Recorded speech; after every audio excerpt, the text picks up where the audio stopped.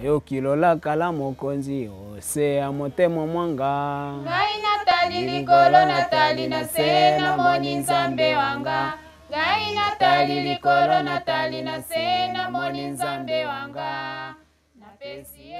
Esta vez nuestro viaje misionero nos lleva al noreste de la República Democrática del Congo, específicamente al distrito de Alto Huele, cuya capital es Isiro, antes conocida como Provincia Oriental.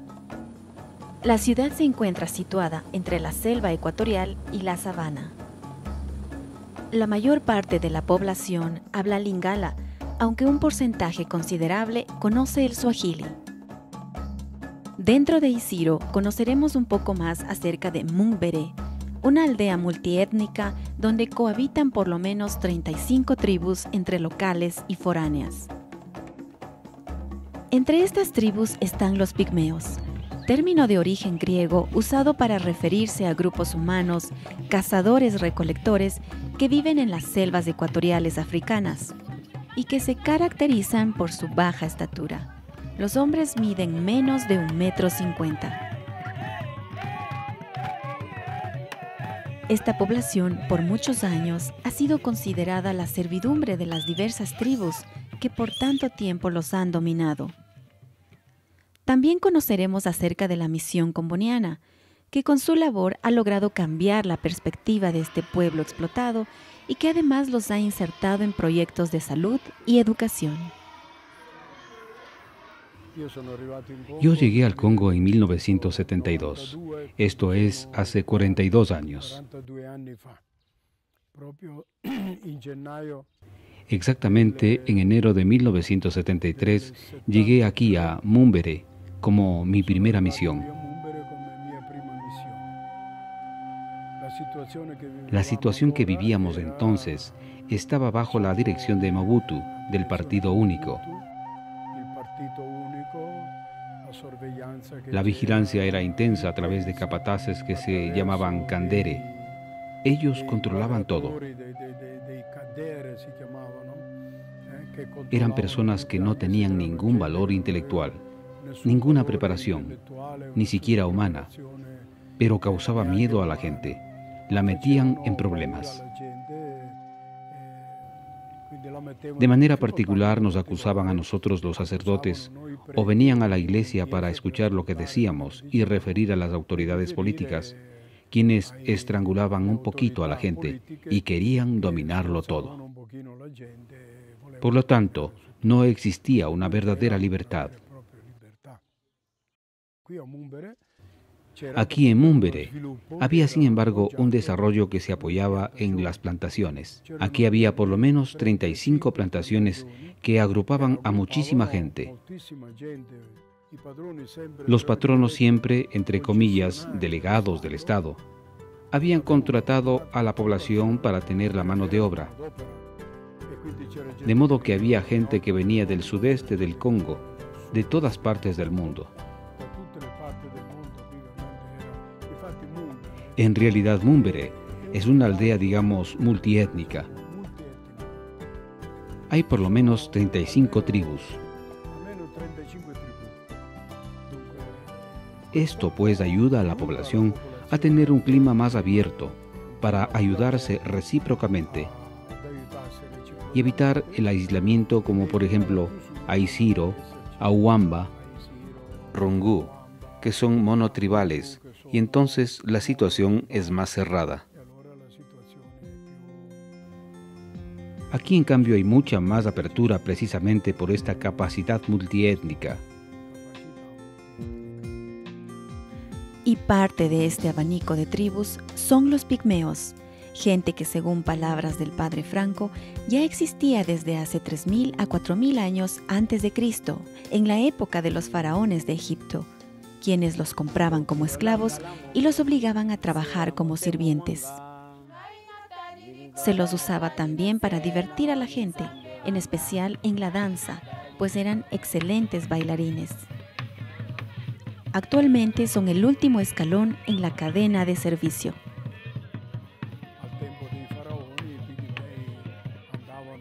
En la época de los faraones, Los pigmeos andaban por Egipto. Eran como los payasos de hoy, para divertir a la gente en el espectáculo. Y siguen hasta ahora siendo un poco gente que es observada y conservada para el uso de los demás. No es una población que se haga valer por lo que es. Es una población que es tomada en cuenta por el servicio que pueda ofrecer.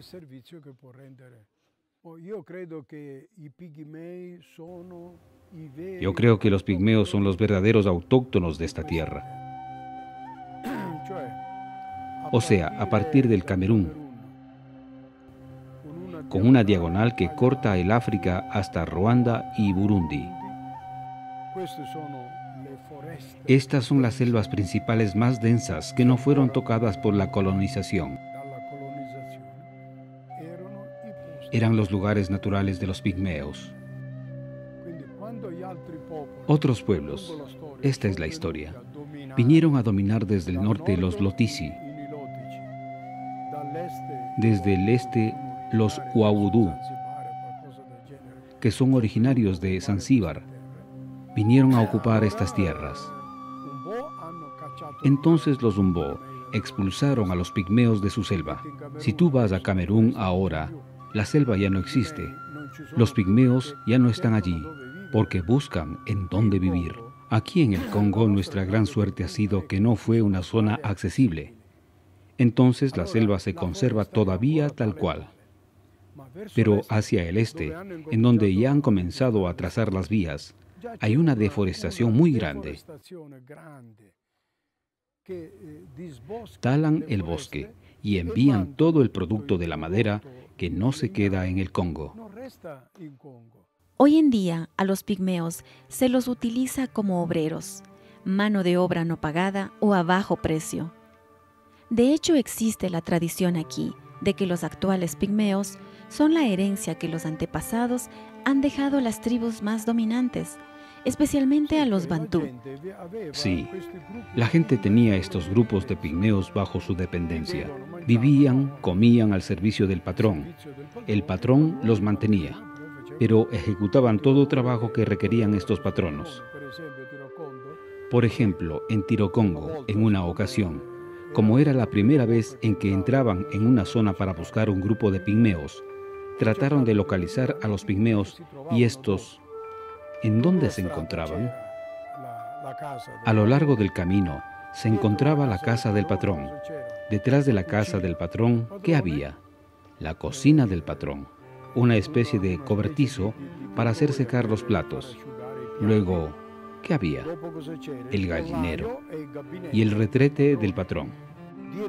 Tras del gallinero y el retrete del patrón estaba el campamento del pigmeo. Entonces le dije al pigmeo: ¿son ustedes animales de este patrón que les humilla o son personas que merecen respeto? Si son personas que merecen respeto, ¿por qué no salen afuera, lejos del retrete, lejos del gallinero del patrón, y se colocan cerca del camino, en donde puedan construir sus casitas, sus campamentos, a la vista de la gente, sin esconderse de nadie? En el campo que es trabajado por los pigmeos y que es el campo del patrón, sacan la yuca y comen. Van a romper el puntú o maíz y comen. Van a cortar un racimo de plátanos y comen. Pero comen siempre como gente que es de la familia del patrón. Pero no tendrán nunca ni libertad ni progreso. Son más o menos 25 años desde que la misión componiana ha intentado cambiar esta estructura social. No ha sido un trabajo fácil, tomando en cuenta que a las tribus más numerosas y fuertes les resulta muy conveniente mantener el sistema, tal como nos cuenta el padre Franco. Hace 25 años iniciamos una actividad más específica con ellos.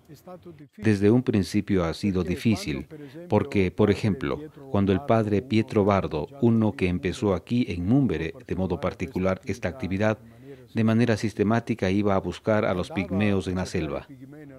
Pero muchas veces no los encontraba. ¿Por qué? Porque los patronos habían expulsado a los pigmeos cuando supieron el programa del padre. mandándolos a otro lugar para que el padre no los encontrara, y decían: el padre blanco viene y me come. ¿Comprendes? Estas situaciones eran realmente discriminatorias. Eran verdaderos siervos en manos del patrón. Con el tiempo han perdido ese miedo al blanco. Han comprendido el objetivo que nosotros tenemos de buscar su autonomía, su independencia, su dignidad. Y les dejaron que se acerquen a nosotros, y poco a poco han empezado a actuar en actividades de desarrollo y al mismo tiempo de integración con la gente. Los pigmeos ven que los misioneros no los toman como sus sirvientes. No es que han cambiado de patrón. Ven a los religiosos como personas que los promueven y que los capacitan para integrarse a una sociedad. No se trata tampoco de retirarlos totalmente del servicio de sus patronos, porque perderían la posibilidad de alimentarse en sus campos. Se trata simplemente de ofrecerles oportunidades educativas y sanitarias.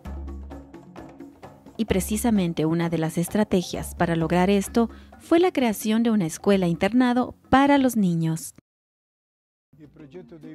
El proyecto de los pigmeos ha seguido adelante con el fin de crear una comunidad cristiana responsable de este pueblo, porque aquí los pigmeos son postergados, son arrinconados, son marginados.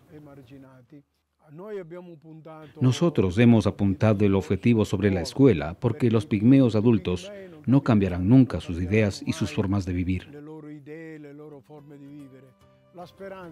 La esperanza de tener un pueblo nuevo son los muchachos. Aquí existe ya la segunda generación de pigmeos, es decir, los padres de estos niños que están allí en el colegio. Son personas que disfrutan de estas viviendas. Hemos apostado en la escuela para ayudarlos, porque es la única esperanza de preparar a este pueblo para encontrarse con una nueva civilización que está naciendo en el mundo y para insertarlos en la sociedad con dignidad e igualdad con las demás tribus. Hemos visto por nuestra experiencia que los pigmeos no van a las escuelas públicas de las aldeas. Van durante 3 días y nada más. Entonces interrumpen la frecuencia escolástica, repiten el curso y se sienten humillados frente a los demás niños más pequeños. Entonces hemos dicho, no podemos hacer el primero y segundo año de la escuela en sus casas,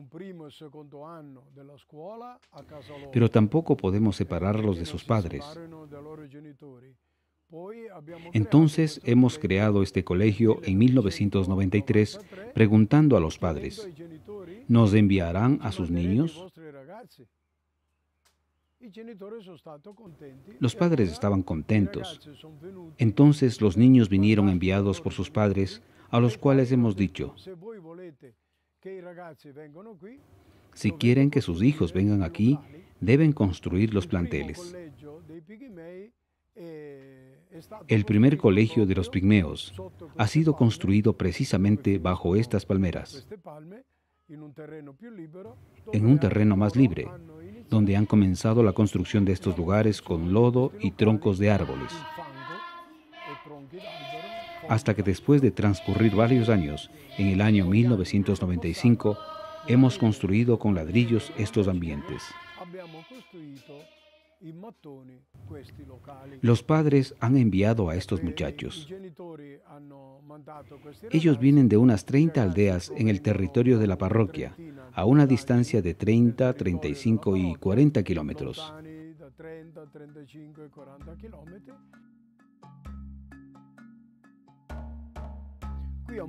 Aquí en Mumbere, tú has visto un pigmeo que es maestro, o un maestro pigmeo.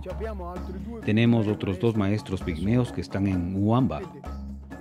Así la escuela ha dado frutos para poder lograr, digamos, que los pigmeos puedan comprender. Pero no puedo poner el evangelio en manos de los pigmeos, porque no hay quien sepa leer.